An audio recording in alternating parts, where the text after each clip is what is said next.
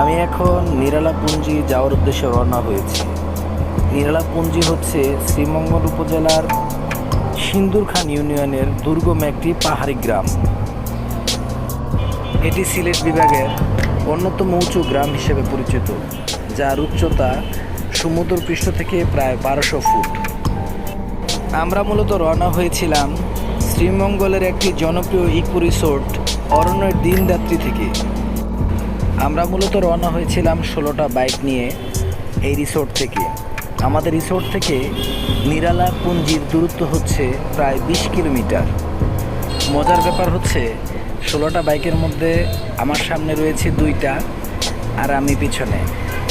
আমার পিছনে আর কেউ নাই, কোথায় হারিয়ে গেছে কে জানে। রাজীব মুক্তাদির ভাই আর ইরফান ইলাহি ভাইকে খুব মিস করছি। এই 24 কিলোমিটার রাস্তা পার হওয়ার জন্য সাধারণত সবাই জিপ বা পিকআপ ব্যবহার করে থাকেন, কারণ রাস্তাগুলো সবসময় কাঁচা থাকে এবং পাহাড়ি রাস্তা, বৃষ্টি হলে এই রাস্তা চলাচল করা খুব দুষ্কর হয়ে পড়ে। এই গ্রামে প্রায় 180টি পরিবার সহ 800 জন লোকের মতো বসবাস করে।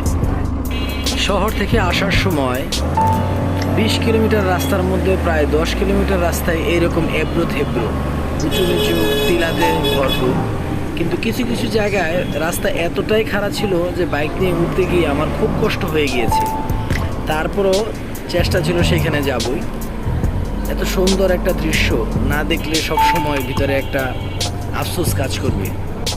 এই যে দেখছেন রাস্তায় ধুলা উঠছে, তার মানে আমার আগের বাইকটা কিছুক্ষণ আগে এদিক দিয়ে পার হয়ে গেছে। আমার আগের বাইক হচ্ছে রোহিত ভাইয়ের বাইক।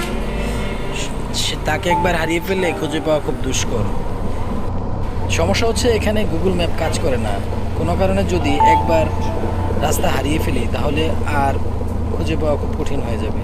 তাই খুব চেষ্টা করতেছি সামনের বাইককে ধরার জন্য। পুরো রাস্তাটাই নির্মাণ করা হয়েছে উঁচু নিচু পাহাড় কেটে।